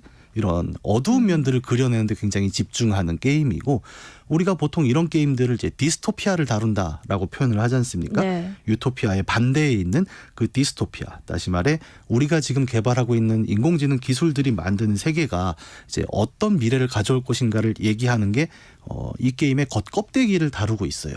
근데 조금만 게임을 플레이해 보면 사실 이게 미래의 이야기가 아니라 네. 사실은 인류의 과거 역사를 이야기하는 어떤 인권의 문제로 들어간다는 걸 금방 알 수 있게 됩니다. 네. 게임 이야기를 좀 더 들어봤으면 좋겠어요. 네. 이 게임에는 세 명이라고 표현하기 조금 애매할 정도로 로봇이잖아요. 로봇을 명으로 세야 되느냐부터가 우리가 이제 윤리적 질문인데 어쨌든 세 가지의 이제 네. 주인공이 등장을 합니다. 첫 번째 주인공은 로봇이죠. 근데 예술 활동을 돕는 로봇이에요. 이 로봇이 섬기고 있는 인간은 굉장히 유명한 예술가였는데 네. 이제 전신 마비가 온 거죠. 그래서 자기가 자기 몸으로 활동을 못 합니다.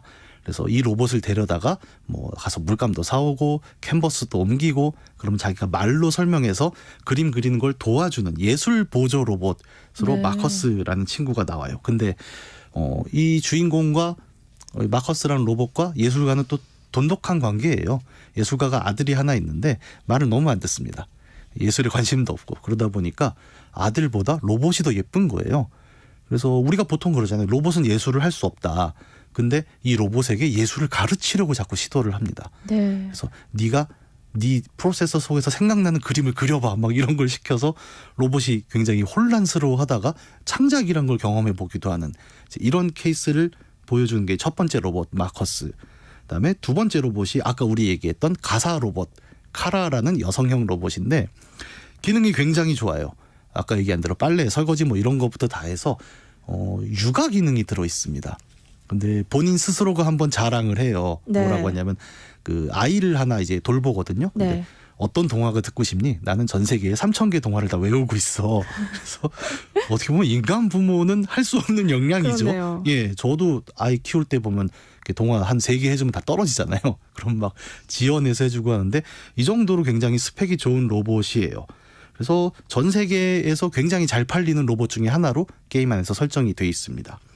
그리고 세 번째가 이제 코너라는 이름의 형사 로봇입니다.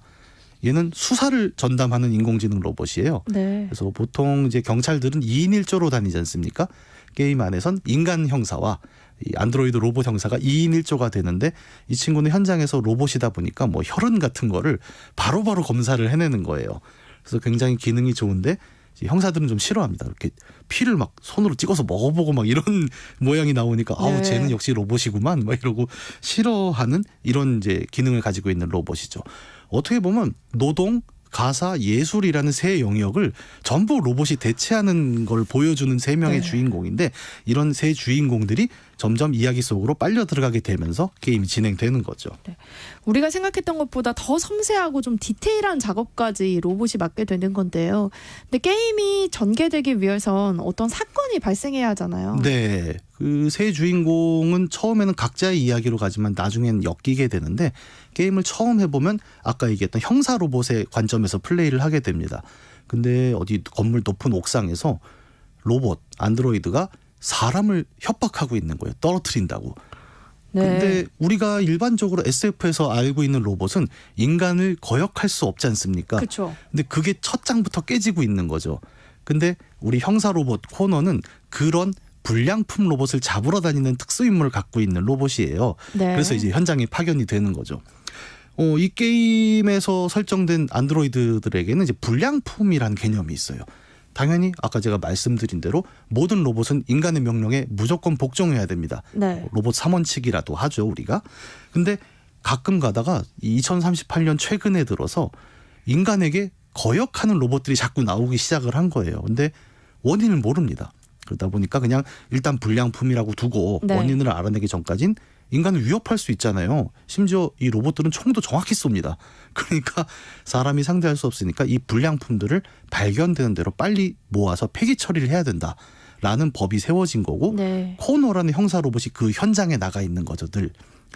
그렇게 돼서 불량품이 되어가는 어떤 로봇들의 이야기가 세 가지 육아, 예술, 노동이라는 세 측면에서 모두 벌어지게 됩니다. 예를 들어 아까 가사 로봇 얘기를 말씀드렸죠. 네.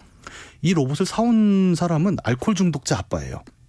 그러니까 딸만 키우고 있는. 근데 워낙 알코올 중독이 심하고 그러다 보니까 딸에게 막 폭력을 씁니다. 근데 그날도 딸이 2층 방에 있는데 그걸 때리러 막 올라가니까 이 가사 로봇이 판단을 해야 되는 거예요. 구하러 가야 되지 않습니까? 네. 근데 주인이 딱 얘기를 해요. 너는 그 자리에 서서 절대 움직이지 마. 그러면 플레이어는 이제 그 경험을 하게 되는 거예요. 이 명령을 지켜야 하는가? 딸아이를 구하기 위해 2층으로 올라가야 하는가? 그리고 거기서 만약에 딸아이를 구하러 올라가게 되면 불량품이 되는 거죠. 이제 그런 딜레마들을 게임이 계속 펼쳐주는 거죠. 그렇군요. 네. 근데 아까 말씀하시기로는 네. 뭐 어두운 면에 네. 대한 이야기가 이제 겉핥기식 이야기라면 네. 깊이 들어가 보면 인권의 이야기를 하고 있다라고 하셨잖아요. 어떻게 그게 오늘날의 인권 문제와 연결이 되나요? 이게 참 재밌는 게 게임 제목에서 나오는 디트로이트라는 얘기를 우리가 좀 할 필요가 있습니다. 디트로이트라는 도시는 이 게임에서 두 가지 의미로 나오게 되는데 첫 번째는 산업적인 의미예요. 디트로이트 혹시 가보셨어요? 아니요, 못 가봤어요. 뭐 저도 가보진 않았는데 우리가 보통 디트로이트라고 하면 이제 가장 유명한 별명이 모터시티라는 별명이 있습니다. 네. NBA 미국 농구팀 중에 디트로이트가 연고지인 팀의 이름이 디트로이트 피스톤즈잖아요. 이 피스톤즈가 그 자동차 엔진의 그 피스톤을 가리킬 정도로 디트로이트는 굉장히 자동차 공업으로 흥한 도시예요. 네. 2차 대전 이후에 전 세계적으로 이제 자동차 산업이 크게 활성화되면서 우리가 아는 많은 미국 자동차 브랜드들이 디트로이트에 공장을 차리고 본사를 차리면서 이 도시 자체가 굉장히 흥했었죠. 근데 요즘 우리가 디트로이트라고 하면 더 이상 그 자동차 공업으로 부흥한 도시라는 이미지가 아닙니다. 그 미국 래퍼 에미넴이 나온 영화 8마일 혹시 보셨나요? 아니요. 그 영화를 보면 이제 디트로이트라는 공간을 배경으로 하는데 완전히 슬럼화된 도시로 나와요. 그리고 실제로 지금 디트로이트를 가보면 그 중앙역부터 시작해서 도시 공동화 현상이라고 하죠. 도시가 네. 자동차 산업이 몰락을 하면서 도시 경제가 완전히 죽어서 범죄 도시가 돼버린 거죠. 이게 왜 그러냐면 우리가 1970년대에 오일 쇼크라는 사태를 한번 겪지 않습니까? 석유 파동. 네. 기름값이 너무 뛰었는데 미국 차는 예나 지금이나 덩치가 이만하고 기름을 엄청 많이 먹는 차로 네. 유명하죠. 그때 미국 자동차 산업이 크게 타격을 받으면서 유럽이나 일본에 아주 작고 기름을 적게 먹는 차로 승용차 트렌드가 한번 바뀌게 됩니다.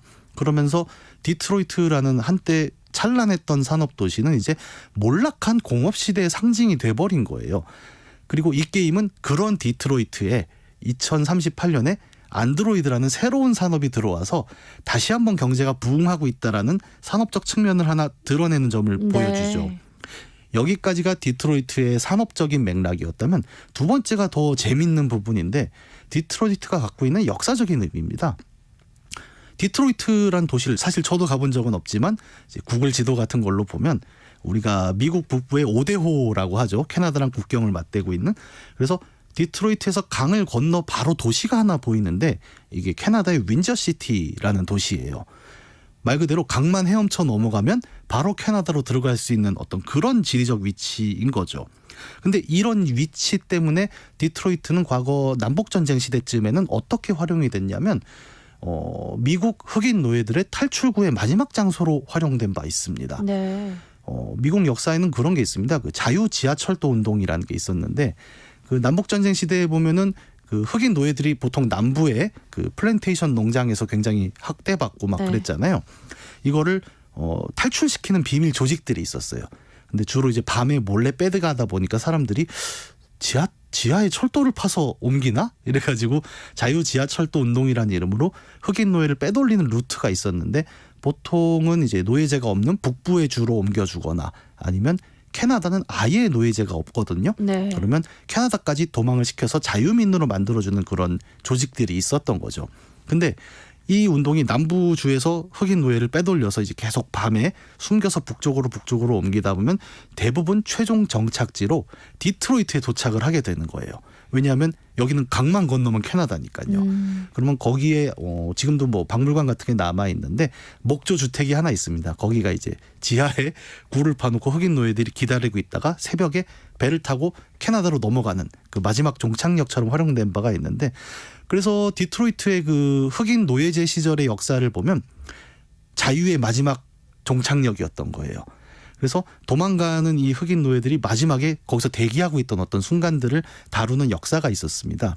근데 이 게임은 안드로이드라는 개념을 다뤘잖아요. 근데 여기서 불량품이 된 안드로이들이 도망을 치다가 결국 이 세 안드로이드가 모두 같은 자리에 도착을 하는 거죠. 아까 말씀드린 여기서 강만 넘어가면 캐나다고, 캐나다는 이 당시에는 게임상에서 뭐라고 나오냐면 인간과 안드로이드를 구분하지 않는 법을 갖고 있는 거예요.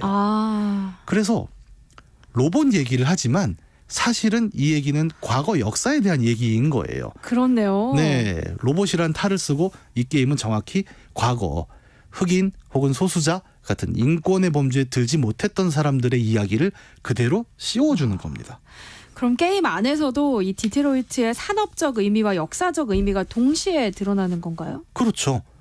산업적으로는 안드로이드라는 새 산업 때문에 기존의 인간들이 위협받기 시작을 했고, 그러면 이 사람들이 자기의 위협이 뭐라고 느끼냐면 안드로이드 때문이다라고 느끼는 겁니다. 그러면 더욱더 안드로이드에 대한 핍박은 강해지겠죠. 네. 그런 과정에서 이 세 개의 로봇들은 각자의 이유로 불량품이 돼요. 아까 말씀드린 대로 가사 로봇은 아이를 지키기 위해 소유주의 명령을 어기죠. 그다음에 예술 로봇 마커스는 결국 그 망나니 아들이 뭔가 살인에 관련된 이야기가 나오면서 살인 누명을 뒤집어 쓰고 쫓기게 됩니다. 네. 그리고 이런 불량품들을 쫓던 형사 로봇이 있었죠. 이 친구는 계속 자기 정체성에 갈등을 느끼는 거예요. 그러면 저 로봇들이 불량품이 돼서 내가 그걸 잡는 거면, 내가 불량품이 되면 나는 어떻게 되는 거지? 이런 고민 끝에 모두 불량품이 되는 상황을 맞게 되는 거고, 그래서 도망을 치고 그 와중에 이제 디트로이트 어딘가에 저 북쪽 그 강가까지도 도달하게 되는 이야기로 가는 건데, 이 이야기들은 결국은 아까 말씀드린 대로 이 게임사가 미래에 대한 얘기와 동시에 이 우리가 미래의 인공지능, 소위 말하는 인간과 똑같이 행동하는 새로운 존재가 나타난다면 그들을 우리는 인권의 범주에 넣을 수 있을까라는 질문이 있잖아요. 네. 이 질문이 사실은 지금 우리가 처음 보는 질문이 아니라는 얘기를 하는 거죠. 그러게요. 이거를 가장 단적으로 보여주는 퀘스트가 하나 있습니다. 아까 그 예술 로봇이 중간에 심부름을 해요. 네. 가서 무슨 색의 물감을 사와라라고 해서 시내로 나갑니다. 그러면 이 로봇이 걸어가는 걸 보고 인간 시위대가 막 발로 차요. 너네 때문에 내가 실업이야. 이러면서. 근데 저항하면 안 되잖아요. 그쵸. 그래서 그냥 묵묵히 받아내고, 사실 로봇은 아프진 않을 거예요. 가서 물감을 사서 돌아오는 길에 버스를 타는데 이 장면이 굉장히 충격적인 게, 전기버스죠. 전기버스가 쫙 도착을 하면 안드로이드 마커스가 탑니다. 그리고 안에 인간 영역과 비인간 영역이 딱 구별되어 있는데 안드로이드 영역에 가서 딱 서버리는 거예요. 근데 이 장면을 보면 우리가 되게 역사적으로 한 장면을 생각하게 되는 그 순간이 있죠. 바로 1955년에 미국의 버스에서 일어난 로자 파크스 사건입니다. 네. 로자 파크스 사건이라고 하면 미국 흑인 인권운동의 시초가 된 그 사건 말씀하시는 거죠? 그렇습니다. 1955년 12월 1일에 있었던 일인데, 흑인 여성 재봉사였던 로자 파크스가 퇴근하고 버스를 탔죠. 근데 점점 버스에 사람이 꽉 차더니 당시에는 흑인석, 백인석이 나뉘어 있었거든요. 사실 게임이 그걸 보여준 거죠. 네. 근데 이 사람이 꽉 차니까 백인 운전기사가 자리 꽉 찼으니까 흑인인 네가 일어나서 백인에게 자리를 양보를 해라. 그랬더니 그게 무슨 소리냐, 말이 되는 소리를 해라라고 싸웠다가 그걸 경찰에 신고를 하고 로자 파크스가 체포됩니다. 이러면서 흑인 사회가 굉장히 크게 반발을 하죠. 아니 버스에 흑백 자리가 어디 있느냐라고 해서 불매운동이 일어나고 버스 회사들이 크게 적자를 볼 정도로 타격을 받는 사건들이 있었는데, 이 사건 이후로 이제 미국 사회가 인종차별이라는 문제를 어떻게 대할 것인가에 대해서 법적, 사회적, 제도적인 이제 정비를 크게 하게 되는 사건이었습니다. 그래서 이 버스가 이 미국에서는 인종차별 문제를 상징하는 아이콘이기도 하거든요. 근데 이 게임이 안드로이드와 인간이라는 주제를 가져와서 똑같이 안드로이드 자리와 인간 자리를 나누는 장면을 보여준 거죠. 결국 이 얘기는 안드로이드 얘기가 아니라 우리의 인권 얘기였다라는 걸 아주 대표적으로 보여주는 순간이었던 거죠.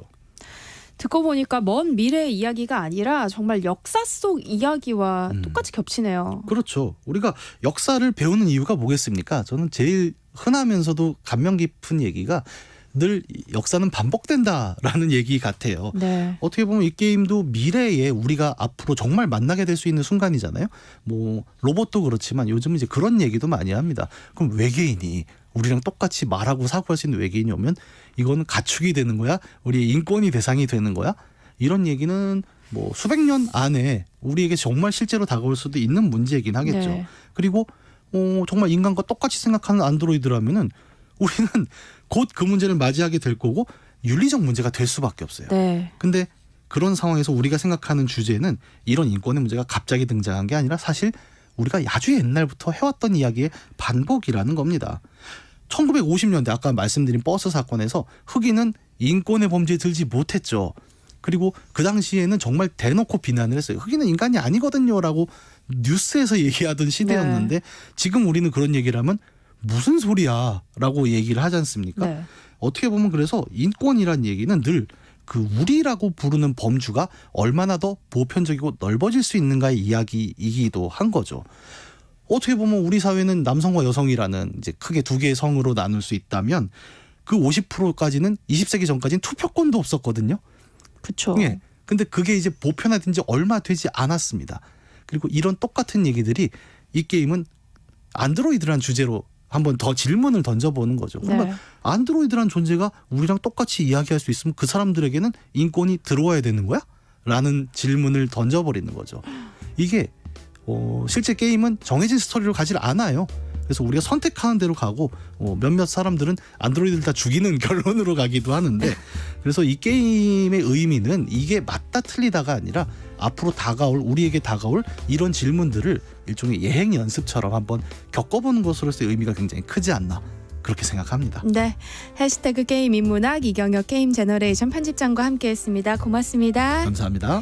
네, 세상의 모든 정보 여기서 마무리할게요. 저는 내일 찾아올게요. 감사합니다.